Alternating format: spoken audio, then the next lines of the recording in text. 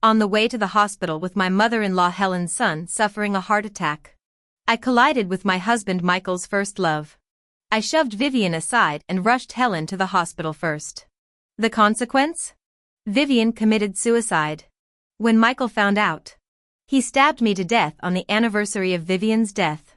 He said, "My mom would have been fine even if we'd been a few minutes later. But you killed Vivian. I'll use your blood to cleanse the resentment from her tombstone." When I opened my eyes again, I was back at the scene of the car crash.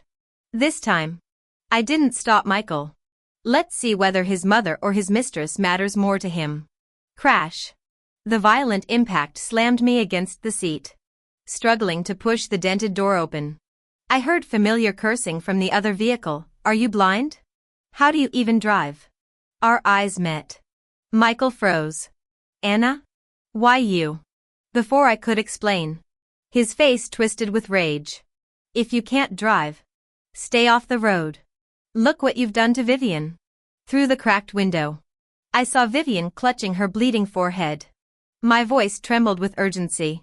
"Michael, your mom's having a heart attack. Every second counts, she'll die if we delay."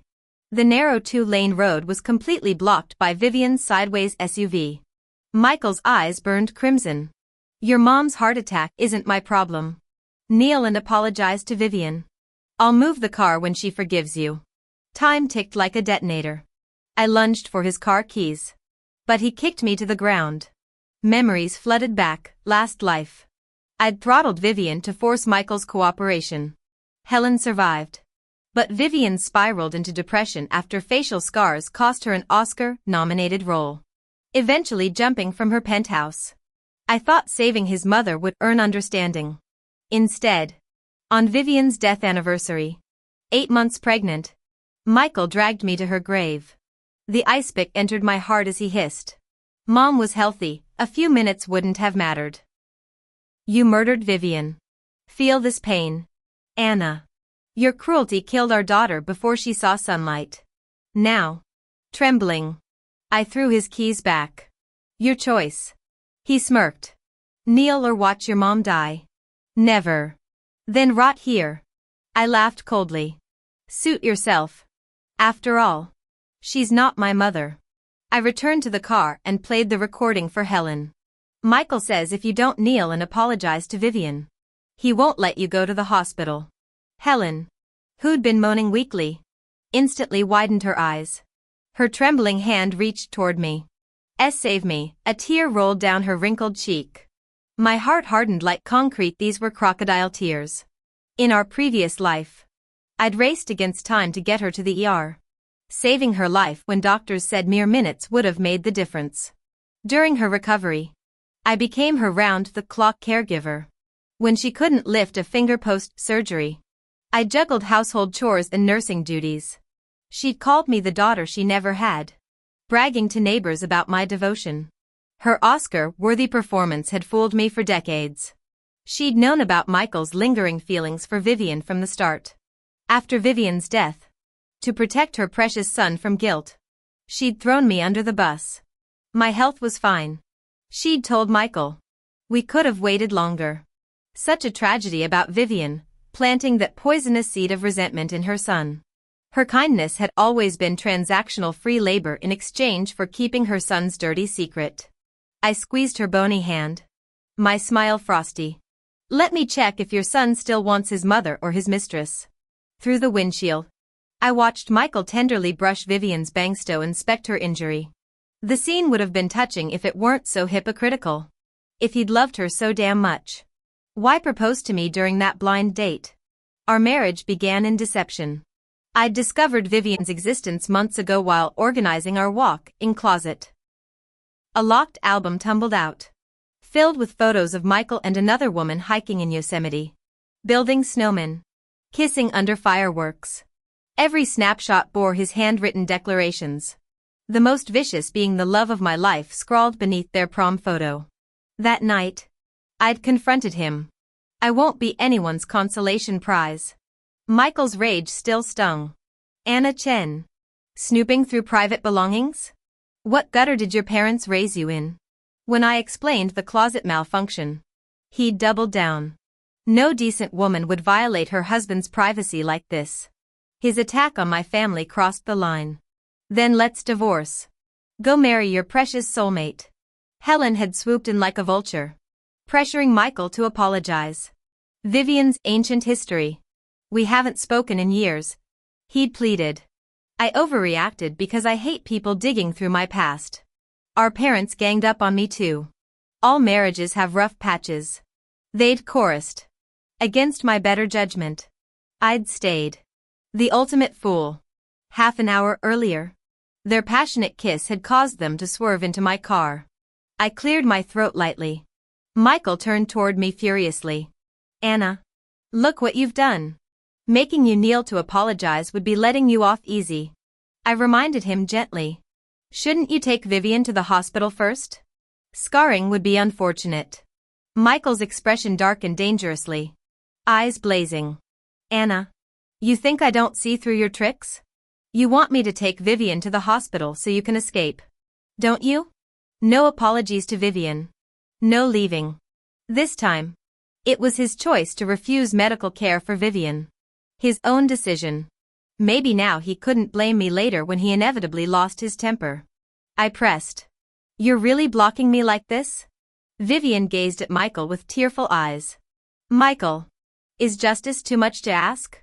Michael exploded, storming to my trunk to retrieve a wrench. He smashed it against my windshield with a deafening crash. Apologize now. The violent noise made me jump. If even I got startled. Helen in my back seat must be having heart failure. As the tension peaked, I prepared to reveal my passenger's identity. Suddenly, a traffic officer roared. Stop right there. The motorcycle cop assessed the scene, positioning himself protectively between me and Michael. What's going on here? We handle accidents through proper channels. Vandalism and assault are criminal offenses. Understand? Michael's aggression deflated instantly. Officer, this is a family vehicle. No laws broken here. The officer glanced at me for confirmation. I nodded, eyes welling up. Officer, he's my husband. That's his first love. They crashed into me. The dashcam captured everything. The cop's gaze shifted between Michael clutching Vivian and my distraught expression, his face softening with pity. We'll review the footage for liability determination, I suggested helpfully. Officer, we've all sustained injuries. Shouldn't we prioritize hospital visits before assigning blame? Vivian immediately panicked. Anna, is apologizing really so difficult for you? Michael jumped in smugly. Officer, Anna hasn't driven in years since her license expired. This hospital nonsense is just her escape plan. I froze momentarily. He wasn't wrong, I hadn't driven since getting my license. Only making an exception today for emergencies. The officer's scrutiny intensified. Is your license expired? I hesitated. Officer, my family member had a sudden heart attack. I didn't think I forgot, excuses. All just her attempts to dodge responsibility. Her mother's built like an ox. There's no way she'd drop dead from a heart attack. The traffic officer hesitated. Ma'am, are you certain there's a critically ill patient in this vehicle? I ignored the officer's gaze, locking eyes with Michael instead. Who said my mother was in the car? Michael sneered, spittle flying as he jabbed his finger toward the back seat. You pathological liar. 2 minutes ago you were bawling about your mom having cardiac arrest. Now you're disowning her? You'll say anything to weasel out of this. Before I could explain, Michael charged past me. He yanked the car door open with such force the metal groaned. Blood geysered across his Armani suit as the body slumped forward. Vivian's shriek pierced the air behind us. Oh my God. The socialite rushed to dab Michael's blood-splattered face with her Hermes scarf, shooting me venomous looks. This was deliberate. Wasn't it, Anna? Some sick prank with your accomplice. You're pure evil. I couldn't help the bitter laugh. Couldn't she see past her designer sunglasses? As paramedics swarmed the scene, Vivian clung to Michael's arm, her voice syrup-sweet. You agree with me, don't you, Mickey? Michael stood statue still, crimson rivulets tracing his jawline. His pupils contracted to pinpricks, staring at the grisly scene. Vivian tugged his sleeve harder. Mickey? What's wrong? Feeling sorry for Anna's mom now? My smirk widened. Who said it was my mother? Meet Helen, Mickey's dear mama. Vivian's Botox, frozen face actually twitched when she peered inside. But, this can't. Michael wheeled on me. Every muscle taut as piano wire. You planned this. Anna. Me? I spread my hands innocently. I told you Helen had a heart attack. You demanded we kneel. Should I have propped your mother's corpse up to curtsy? Wouldn't that be disrespectful? The crowd's murmurs swelled around us. Making his own mother kneel? Disgusting. Filial piety my ass. Vivian flushed scarlet beneath her BB cream. Let's go. Mickey. She hissed. But Michael remained rooted. Watching paramedics load Helen's body. As they zipped the body bag, Michael seized my wrist hard enough to bruise. Where do you think you're going? The ER team was prepped when we arrived. Doctors fired questions Michael couldn't answer until they turned to me. Anna. Michael barked. Desperation cracking his voice. What happened to my mother? I met his glare coolly before rattling off Helen's medical history to the residents. Congestive heart failure. Nitroglycerin prescriptions. The works. Let him squirm. The doctor frowned at me. Why did you wait so long? You've missed the golden window for resuscitation. You need to be prepared. I glanced sideways at Michael, who stood pale as a ghost, frozen in shock. Vivian had also arrived, with a sizable gash on her forehead. The medical staff directed her to the treatment room for wound cleaning, possibly requiring stitches. Upon hearing this, Vivian erupted in panic. Michael. Come quick. They want to stitch me up. I can't have an ugly scar like some disgusting centipede track. I'd rather die than live looking hideous. Her theatrical whimper immediately drew Michael's attention. He rushed over to cradle her hands, murmuring comfort. Don't be afraid, Vivian. There won't be any scarring. Their intimate display could easily fool strangers into thinking they were devoted lovers. An exasperated nurse approached Vivian. Are we doing this treatment or not? We've got other patients waiting. This triggered Vivian's waterworks as she burst into tears. Michael exploded, jabbing his finger at the nurse's face. Watch your tone. I'll have your job for this. The ER nurse, hardened by years of high-pressure shifts, stood her ground. This is emergency medicine, not your love nest. Take your marital drama elsewhere. As she spoke, another nurse organizing Helen's medical records suddenly pointed at me. Aren't you her husband? The entire ER waiting area swiveled their gazes between Michael and me. I smiled serenely, locking eyes with Vivian.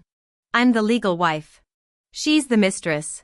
If they wanted public humiliation, I'd gladly oblige. Murmurs of understanding rippled through the crowd. So that's the tea, friends my ass. Did you see how they were glued together? Homewreckers deserve to rot. The rising tide of judgment finally flushed the pair from their seats. Michael tried dragging Vivian toward the exit, never mind that his mother Helen was still fighting for her life in surgery. Some filial piety. If the son didn't care about his mother's survival, why should I? As I stood to leave, a surgeon burst through the operating room doors. Helen's family? Michael finally remembered his maternal obligations, turning back with feigned concern. Doctor. How's my mother? The physician surveyed Michael's tear-streaked mistress still clinging to his arm, then glanced at me, the composed wife holding medical authorization papers. His expression morphed into professional disbelief. Are you Helen's son's family? The doctor asked. Michael nodded. I'm her son. The doctor then turned to me. I gave a slight nod. He is Helen's son. My confirmation made Michael's face flush with embarrassment. No wonder the doctor doubted their relation. He couldn't answer a single question about his own mother's condition. After verifying identities, the doctor explained. Helen's out of immediate danger. But the delayed treatment caused significant brain trauma. Whether she'll regain consciousness remains uncertain. We recommend transferring her to ICU for closer monitoring. Michael signed the forms immediately. In my previous life, I'd fought tirelessly to get Helen transferred to a regular recovery room after surgery. This time, though she survived, those critical hours of delay might have stolen her future. Vivian's saccharine voice chimed behind me. Michael, I told you Aunt Helen would pull through. You can relax now. Michael squeezed her hand openly, murmuring, I don't know what I'd do without you. My laugh came out icy. Michael and Vivian had dated through college before breaking up over conflicting life goals, Vivian chasing stardom without marriage or children. Michael clinging to traditional family values. She left for overseas training programs while he married me. They reconnected at our 5-year college reunion. Suddenly his late meetings and business trips multiplied. For months I believed his excuses about market downturns and workplace stress. Later I discovered his overtime hours funded Vivian's acting workshops. His conferences actually romantic getaways. Vivian's acting career never took off despite years of bit parts. The day after Helen's accident, she missed a crucial audition due to facial injuries. When that film's lead won an Oscar, Vivian swallowed a bottle of pills. Michael blamed me for ruining her life, his grief curdling into vengeance. He pretended reconciliation while plotting horrors, seduced me to conceive, then stabbed me through the womb. My nails bit into my palms as phantom pain radiated through my chest. Every glance at him now churned my stomach. I turned on my heel and walked away. No more second chances. At home, I compiled financial records and called a divorce attorney. The lawyer scanned my documents with a frown. Mrs. Wilson, there's hardly anything here. Your husband's company dividends alone should. The truth crystallized. Michael had been siphoning assets for years. Every romantic dinner with Vivian. Every acting class paid for with money he'd hidden from our marriage. My own husband had financially ghosted me while planning my murder. Remembering how Michael had stabbed our child to death in my past life, I swore I wouldn't let him off easily this time. I asked the lawyer, can we trace how these funds were transferred? The lawyer gave me an uneasy look. 10 times. I declared. I'll pay 10 times your fee if you find the transfer method. Her eyes instantly lit up. Ms. Anna, she said with newfound confidence. As women, I sympathize with your situation. We'll uncover every detail. Within days, we obtained concrete evidence of Michael's financial schemes. I signed the divorce papers, ready to confront him, only to find him barging through our door with Vivian trailing behind, her smirk dripping with anticipation. You heartless bitch, Michael roared, veins bulging. How could you abandon Helen in the ICU? I blinked. Have you lost your damn mind? His palm shot toward my face. Reacting instinctively, I kneed him hard between the legs. As he crumpled, I grabbed his hair and slapped him so hard my palm stung. Vivian shrieked and tried to pull me off. But the damage was done. Half the neighborhood now crowded our doorway. My mother's dying, Michael wailed to the onlookers. This witch hasn't even visited the hospital. Michael works himself to the bone supporting you, Vivian added tearfully. You're despicable. I laughed bitterly, slamming the divorce papers against his heaving chest. Sign these. I'm done being your doormat. The crowd gasped as Vivian cried crocodile tears, Helen's barely clinging to life. How can you abandon her now? Let me tell you why Helen's in a coma, I shouted, flinging photos of their hotel trysts at their feet. When she collapsed, I was rushing her to the ER. This bastard, I jabbed a finger at Michael, blocked our ambulance to force me to apologize to his mistress. The color drained from Michael's face as I turned to the stunned neighbors. He made me kneel to that homewrecker while his mother suffocated in the back seat. Every second they delayed us destroyed more of Helen's brain. Vivian's smug facade cracked as the crowd's murmurs turned hostile. I smiled coldly, watching Michael's perfect lies unravel before the jury of our peers. Michael's face darkened as he stammered defensively. That doesn't excuse abandoning my mother. According to hospital nurses, Helen's condition had shown slight improvement, but her frail body still relied entirely on feeding tubes and required round-the-clock care from 2 nursing aides for basic needs. Though Michael earned a hefty executive salary, the exorbitant medical bills stung. More importantly, he believed paid help could never match family devotion, especially not his soon-to-be ex-wife's. In his archaic mindset, daughters-in-law existed to serve their in-laws. I met his glare head-on. You're too busy chasing skirts to care for your own mother. Why should I, the woman you're divorcing, pick up your slack? The crowd erupted in agreement. Damn right. Deadbeat son blaming his wife? Pathetic. Who's that floozy anyway? Never seen her around the Wilson family, must be his side piece. Someone filmed that homewrecker and put her on blast. At the threat of exposure, Vivian bolted. Michael tried fleeing too, but I yanked his sleeve. Sign the papers first. He snarled. Anna, you'll regret this. Only a dog would regret leaving you. I shot back. Flipping through the divorce agreement, he froze at the asset division clause. Have you lost your mind? Where'd you get these numbers? This is extortion. I remained silent, marveling at how effortlessly he lied. Without the bank records and hidden transaction proofs I'd gathered, he'd have devoured me whole. Sweating under my gaze, he bargained. My account has $100,000. Take half. Final offer. Still acting? I slapped a folder on the table.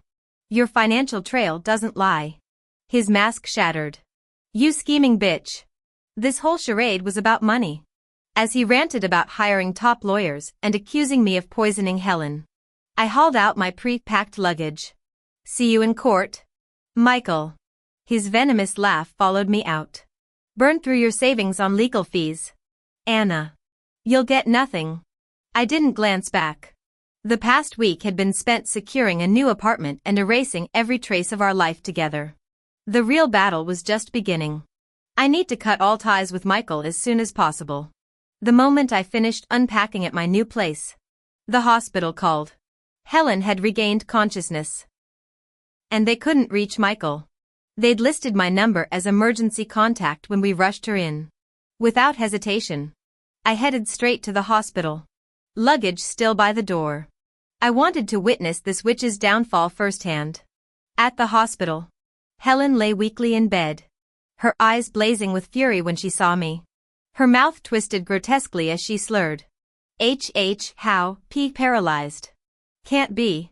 The doctor explained that while she'd woken up, severe paralysis from the neck down would confine her to bed indefinitely. With intensive rehab, she might someday sit up, a stark contrast to her full recovery within a month under my meticulous care in our previous life. When the doctor left, Helen glared venomously, refusing the nurse's attempts to feed her. Why aren't you doing this? She demanded, drool dripping down her chin. The mask had dropped completely this time, no more pretense of motherly affection. I settled into the bedside chair, leisurely eating fruit the nurse had peeled. Why should I? You, daughter-in-law. She spat. Not for long. I said coldly. Michael and I are divorcing. Her head thrashed against the pillow. Lies. You worship my son. Leaning closer, I whispered. You could have walked again. But your precious boy prioritized Vivian over your ambulance. This is his doing. Helen's face purpled with rage. Your fault. Should have groveled to Vivian. The revelation struck me, she remembered everything. Our eyes locked in mutual understanding. Bitch. She sprayed spittle trying to curse me. Michael will destroy you. My palm cracked across her sagging cheek. When she tried to protest, I struck again until her defiance crumbled into whimpers. Gripping her jaw, I hissed. You remember our last life too, don't you? Her panicked twitch confirmed it. This is karma, I stated coldly. Michael's roar shattered the moment. Anna. What the hell? I released Helen calmly as he shoved past me. Mom. He cradled her weeping form. I'm here now. Helen's tears soaked his shirt, her twisted mouth working soundlessly against my shoulder. Michael clutched her hand in anguish, his bloodshot eyes glaring at me with fury. Anna. How could you be so heartless? How could you hurt my mother when she's already like this? I replied calmly. She's your mother. Not mine. Even if she dies. What's that to me? Michael's face darkened instantly. You. Before he could finish, I cut him off sharply. Don't forget these were your exact words to me at the car crash site. Need me to refresh your memory? He froze mid-sentence, rendered speechless. After a long pause, he roared, Anna, I want a divorce. I swiftly produced the divorce papers. Sign it. I'd printed dozens of copies to ensure immediate availability whenever this moment came. Michael hesitated briefly before sneering. Fine. But you'll only get $10,000. And you'll kneel to apologize to Vivian. You ruined her career prospects. You know. Vivian stood nearby with stormy expression. If I recalled correctly, today was her audition day. Had she failed again this lifetime? My gaze shifted to the hospital bed. Shouldn't you blame your useless mother instead? Why did this cheap old hag choose today of all days to get sick? She's clearly sabotaging your romance with Vivian and blocking her stardom. Why don't you strangle her right now to avenge your darling? The wrinkled creature on the bed began twitching violently. Michael exploded. Are you insane? Anna? Vivian suddenly turned pale, staring at the elderly woman with superstitious dread. Michael, could your mother really be my jinx? Showbiz folks were notoriously mystical. Helen strained to speak through trembling lips. Son, she's evil. Mother. Michael protested helplessly. Get out. You cursed harlot. Helen suddenly shrieked at Vivian, spittle flying. As Vivian fled in tears, Michael moved to chase her. I yanked his arm back. He whirled around with revulsion. New tricks? Even if you beg now. I'll never. Likewise. You make me sick. I spat. Since we both loathe each other. Sign the damn papers. I'll accept nothing less than half the assets. And kneeling? Dream on. He shook me off violently. Reverse psychology. Anna? You think demanding the impossible will make me stay? Pathetic. I fought the urge to smash his thick skull. What warped logic was this? Check your email. What skein now? He scoffed. Just look. You idiot. Grudgingly, he scanned his phone. His face drained of color moments later. Anna, how did you get these? I sneered. Sign it. Otherwise, I'll send this email to your company. You know the consequences better than I do. Michael turned deathly pale. To hide assets. He'd exploited company channels, laundering properties through shell companies while evading taxes. The email contained irrefutable evidence of his crimes.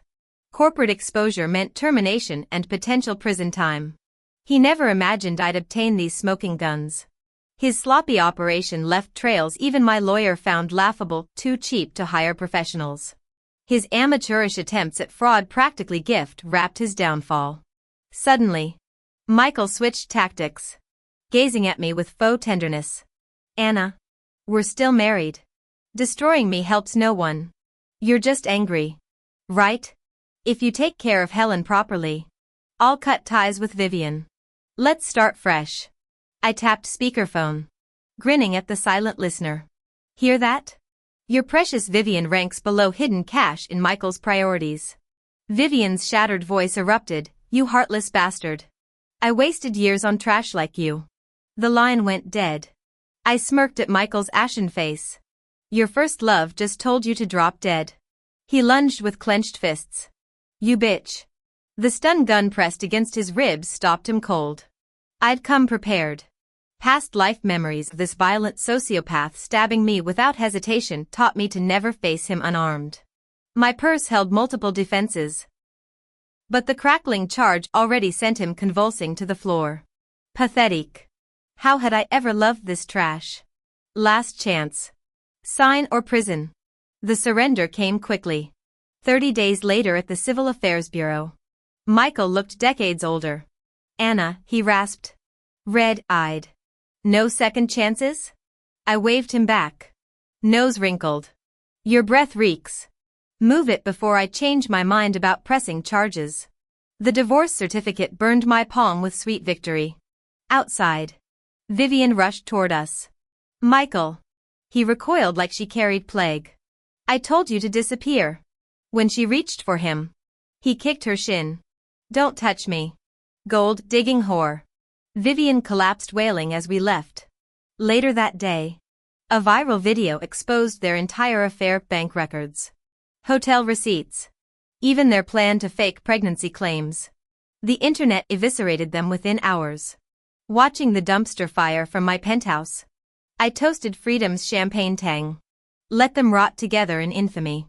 My Rebirth's first act concluded perfectly. Rumors swirl in the entertainment industry about desperate D-list actresses sleeping their way to opportunities.